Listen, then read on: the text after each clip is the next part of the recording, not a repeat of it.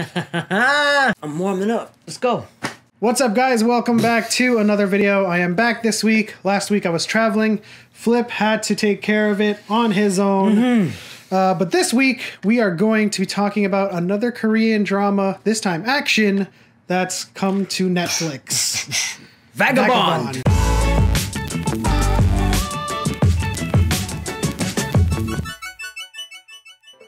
So if you're not familiar with Vagabond, it has come to Netflix. There's about 4 episodes in. It is an espionage slash spy thriller that we're not used to. We're not used to it in terms of Korean drama. Well, yes, Korean dramas, Asian dramas. I mean, we've just been watching and consuming so much. You think about it, like Jack Ryan, Jason Bourne, Mission Impossible, all of those awesome action flicks. 24, especially 24. The pacing, the music, the intensity.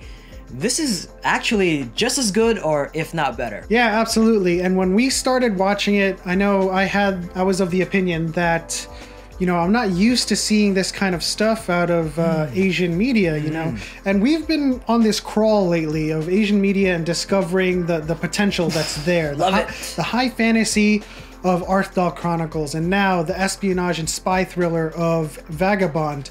And, you know, I think back at my favorite shows like 24 or Jason Bourne. That's not a show, but that's a movie. But all of my favorite spy thrillers, we often say, why does this stuff always happen in America? Why is America's counterintelligence always the one that's solving these problems? But, you know, we were ignorant to the fact, and seeing this just enlightened us. You know, this stuff happens in the world as well. It happens anywhere, I guess, right? Yeah. Well, not I guess, but for sure it happens anywhere.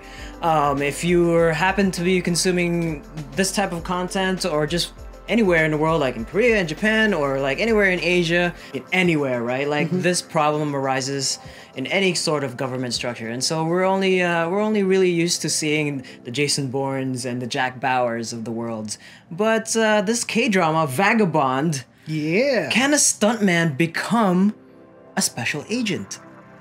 That's the biggest question in my mind. This is the most interesting thing about this show, I think.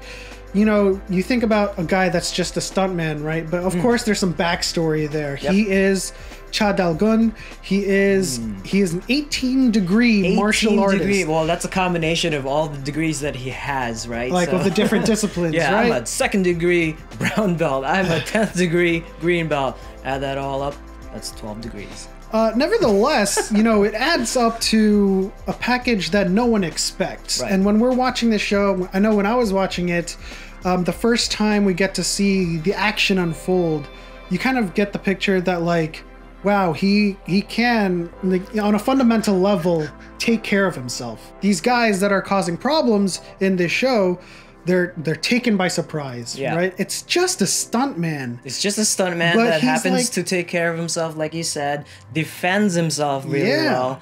He's used to it. He's been through so many different situations in the film industry and the entertainment industry that, like, taking a fall or jumping off buildings or doing some parkour, those are second nature to him. And so defending himself against actual villains or actual terrorists in this show, in this story, it's like, hey, why not? Like, I do this all the time. This is what I do for a living. And he does a fairly good job. Absolutely. Case in point, one of his encounters in the show, the guy asks him, who do you work for? And it's like, well, yeah, that's true, right? He can fight. He seems like he has training, but, you know, he's just a stuntman. Right.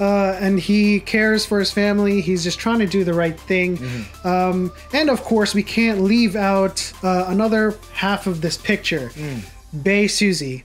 She is beautiful. She's talented. You know, if you guys aren't familiar with Bae Suzy, which I doubt you aren't, she obviously got her start, you know, on the K-drama Dream High. She was a singer there, and I have not seen that one. You should probably do a retrospective and go on and watch that. Yeah, I should work the camera and edit the video by myself on this retrospective. But in any case, she's gone on to do some great things in acting. She's one of the most respected actors now in Korea, and she, you know, obviously she delivers on this front. She has this like quirky nature about her, and she's not, you know, this this fully capable James Bond special agent, right? Yeah, she's got the smarts. She's a rookie special agent that works for the NIS, and she creates this dynamic juxtaposition, or just this dynamic partnership with Cha Dal-gun. Yes. And both of them, the serious and the quirky, really, it just works. You know, absolutely. That recipe is just like, it's a nice pizza. You know, it's kind of like a mirror of Jackie Chan and James Carter of Rush Hour. You know, you do have the quirky, almost comedic, but they're smart in their own way, right? And then you have the guy who can fight, the guy who can defend themselves, but Go Hairi in this one is no slouch. She's no slouch, yes. But the ingredients here is that you've got the fighter and then you've got the brains, right? And so their two personalities kind of mix to create almost a great product of social dynamics. Yeah. So, small spoiler alert, if you guys haven't seen this series, or if you're not up to date, we're up to episode 4. Just a small recap so far. Things are unfolding, a lot more information are coming out. Cha Dal-gun is on the heels of a lead, and Goeri just finished her report to NIS. Yep. And it was kiboshed. Right? The political system, the wheels are turning, all of these things that are happening on the sides, inside and out. Of course, corruption is the biggest takeaway in this episode. Absolutely. And you know what? Nothing's going to work. They're going to have to do it the hard way. They're going to have to solve this on their own. But they do have help. Absolutely. Now, one of the things that catches your attention in this show, and that one of the things that annoys the both of us, but you know, it's part of his character arc, right? It's that he is a stuntman, he knows how to fight, but he just doesn't know how to be incognito.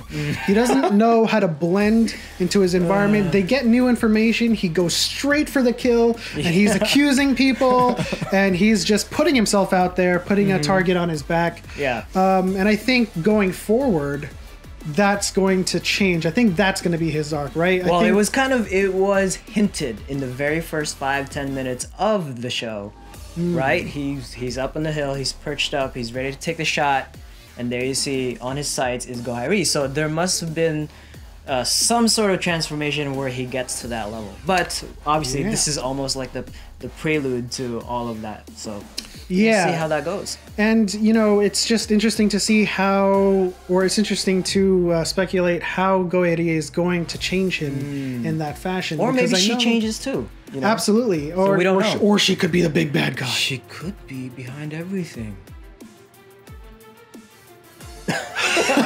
We're thinking about covering this show on a weekly basis, or maybe a bi-weekly basis. We want to know what you guys think. Leave your comments in the section below, especially if you are a stuntman. If you think you can actually be a special agent, go out there and do some badass stuff. Absolutely. What's the question again? Can a stuntman become a spy? Become a spy. That's a good one. Leave it in the comment section down below. In any case, that'll do it for our review and reaction to Vagabond. If you guys haven't seen it yet, go see it. And hit the like button if you enjoyed this video, and subscribe. Hit the bell notification so you know when we post new videos. And we'll see you guys next time.